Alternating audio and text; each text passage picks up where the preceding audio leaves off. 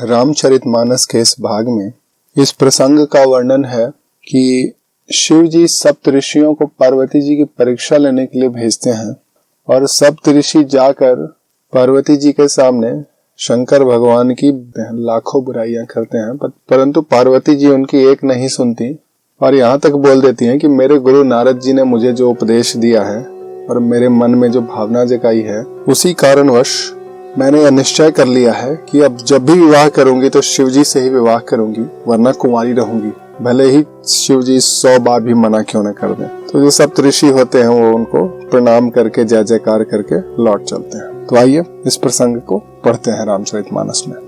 पार्वती पही जाई तुम्हा प्रेम परीक्षा लेहु, गिरह प्रेर पठहु भवन दूरी करहु संदेहु।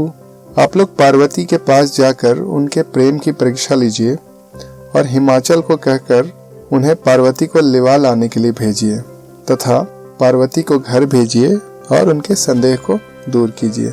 ऐसा शंकर भगवान सप्त ऋषियों से कहते हैं। ऋषि गौरी देखी तह कैसी, मूर्ति मंत तपस्या जैसी, बोले मुनि सुन शैल कुमारी, करहु कवन कारण तप भारी। ऋषियों ने वहां जाकर पार्वती को कैसे देखा मानो वह मूर्तिमान तपस्या हो। मुनि बोले, हे शैल कुमारी सुनो, तुम किस लिए इतना कठोर तप कर रही हो? केहि अवराधहु का तुम चाहूं, हम सन सत्य मरम किन कहू, कहत बचन मन अति सकुचाई, हंसी हु सुनी हमारी जड़ताई। तुम किसकी आराधना करती हो और क्या चाहती हो? हमसे अपना सच्चा भेद क्यों नहीं कहती? तो पार्वती जी बोलती हैं, बात कहते हुए बहुत मन सकुचाता है, आप लोग मेरी मूर्खता सुनकर हंसेंगे। मनोहठ परा न सुनई सिखावा, चहत बारी पर भीति उठावा, नारद कहा सत्य सोई जाना, बिन पंख हम चाहे उड़ाना। मन ने हठ पकड़ लिया है, वह उपदेश नहीं सुनता और जल पर दीवार उठाना चाहता है। नारद जी ने कह दिया उसे सत्य जानकर, मैं बिना पंख के ही उड़ना चाहती हूँ। देखहु मुनि अविवेकु हमारा, चाहिए सदा शिव ही भर तारा। हे मुनियों, आप मेरा ज्ञान तो देखिए, मैं सदा शिव जी को ही अपना पति बनाना चाहती हूँ। सुनत बचन बिसेह ऋषय, गिरि संभव तव देह, नारद कर उपदेश सुनी, कहहु बसेउ कि सुगेह। पार्वती जी की बात सुनते ही ऋषि लोग हंस पड़े, बोले, तुम्हारा शरीर पर्वत से ही तो उत्पन्न हुआ है, भला कहो नारद का उपदेश सुनकर आज तक किसका घर बसा है? दक्ष सुतन उपदेश नहीं जाई, तिन फिर भवनु न देखा आई, चित्र केतु कर घरून घाला, कनक कसिप कर पुण्य असहाला। उन्होंने जाकर दक्ष के पुत्रों को उपदेश दिया था, जिससे उन्होंने फिर लौटकर घर का मुंह भी नहीं देखा। चित्रकेतु के घर को नारद ने ही चौपट किया और फिर वही हाल हिरण्यकश्यप का भी हुआ। नारद सिखे जे सुनहि नर नारी, अवसी होहि तजी भवनु भिखारी, मन कपटी तन सज्जन चीन्हा, आप सरिस सब ही चहकीन्हा।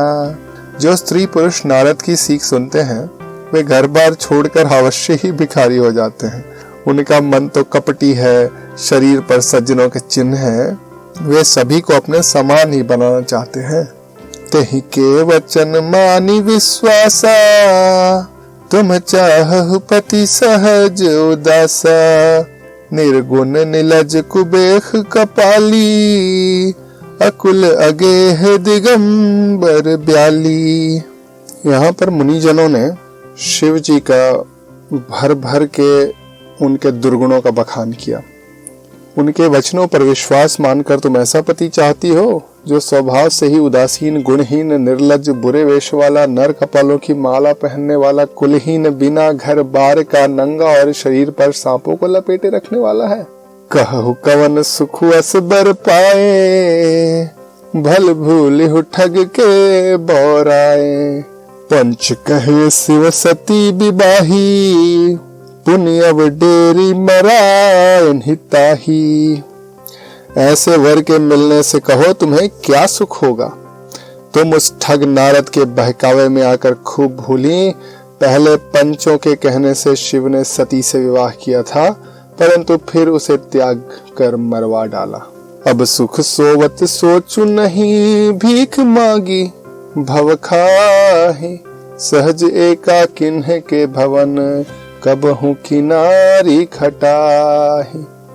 अब शिव को चिंता नहीं रही, भीख मांगकर खा लेते हैं और सुख से सोते हैं। ऐसे स्वभाव से अकेले रहने वालों के घर में भला कभी स्त्रियां टिक सकती हैं? अजहु मानहु कहा हमारा, हम तुम कहूं बरुनीक बिचारा। अति सुंदर सुचि सुखद सुशीला, गावहि वेद जासु जस लीला। अब भी हमारा कहा मानो, हम तुम्हारे लिए अच्छा वर देखे हैं। बहुत सुंदर, पवित्र, सुखदायक, सुशील है, जिसका यश और लीला वेद गाते हैं। दूषण रहित सकल गुण राशि, श्रीपतिपुर बैकुंठ निवासी। असबर तुम्हें मिलाउब आनी, सुनत बिहसी कह वचन भवानी। वह दोषों से रहित, सारे सद्गुणों की राशि, लक्ष्मी का स्वामी और वैकुंठपुरी का रहने वाला है। हम ऐसे वर को लाकर तुमसे मिला देंगे। यह सुनते ही पार्वती जी हंसकर बोली, सत्य कहेहु गिरि भव तनु एहा, हठ न छूटे छूटे बरु देहा। कनकौ पुनि पाषाण ते होई, जारहु सहजु न परिहर सोई। आपने यह सत्य ही कहा कि मेरा शरीर पर्वत से उत्पन्न हुआ है, इसलिए हठ नहीं छूटेगा, शरीर भले ही छूट जाए। सोना से पत्थर उत्पन्न होता है, सो वह जलाए जाने पर भी अपने स्वभाव सुवर्णत्व को नहीं छोड़ता। नारद बचन न मैं परिहरऊं, बसऊ भवन उजरऊ नहीं डरऊं। गुर के वचन प्रतीत न जेही, सपने हो सुगम न सुख सिद्धि तेही। अतः मैं नारद जी के वचनों को नहीं छोड़ूंगी, चाहे घर बसे या उजड़े, इससे मैं नहीं डरती। जिसको गुरु के वचन में विश्वास नहीं, उसको सुख सिद्धि स्वप्न में भी सुगम नहीं होती। महादेव अवगुण भवन, विष्णु सकल गुण धाम। जहि कर मनोरम जाहि सन, तेहि तेहि सन काम। माना कि महादेव जी अवगुणों के भवन है और विष्णु समस्त सद्गुणों के धाम है, पर जिसका मन जिसमें रम गया, उसको तो उसी से काम है। जो तुम मिलते हो प्रथम मुनीसा, सुनते हो सिख तुम्हारी धरि सीसा। अब मैं जन्म शंभु हित हारा, को गुण दूषण करे विचारा। हे मुनीश्वरों, यदि आप पहले मिलते तो मैं आपका उपदेश सिर माथे पर रखकर सुनती, परंतु अब तो मैं अपना जन्म शिव जी के लिए हार चुकी हूँ, फिर गुण दोषों का कैसा विचार। जो तुम्हारे हठे हृदय बिसेखी, रह न जाई बिनु किए बरेखी। तो का तुकियन आल सुनाही, बर कन्या अनेक जग माही। यदि आपके हृदय में बहुत ही हठ है और विवाह की बातचीत किए बिना आपसे रहा ही नहीं जाता, तो संसार में वर कन्या तो बहुत हैं। खिलवाड़ करने वालों को आलस्य तो होता नहीं, तो कहीं और जाके कीजिए।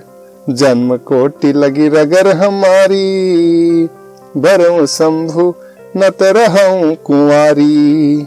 तजऊ न नारद कर उपदेशु, आपहु कहीं सत बार महेशु।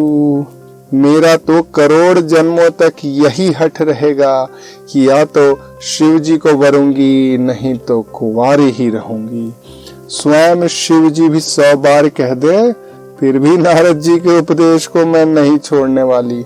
मैं पापरऊ कहे जगदम्बा, तुम गृह गवनहु भयउ विलंबा। देखी प्रेम बोले मुनि ज्ञानी, जय जय जय जगदम्बिके भवानी, जय जय जय जगदम्बिके भवानी। जगत जननी पार्वती जी ने फिर कहा कि मैं आपके पैर पड़ती हूँ, आप घर जाइए, बहुत देर हो गई। शिव जी में पार्वती का ऐसा प्रेम देखकर मुनियों ने क्षमा मांग ली, अर्चना करने लगे। हे जगत जननी, हे भवानी, आपकी जय हो, आपकी जय हो। दोस्तों, कलयुग में राम नाम बोलने या सुनने से ही असीम आनंद की प्राप्ति होती है और सारे रोग दोष दूर हो जाते हैं। इस व्यस्त जीवन में आप रोज एक एपिसोड सुन ले 10 मिनट का रामायण का, तो आपका जीवन सुंदर हो जाएगा। इतनी सीख भरी है इस महाकाव्य में। तो बोलिए सियापति रामचंद्र की जय, पवन सुत हनुमान की जय, उमापति महादेव की जय।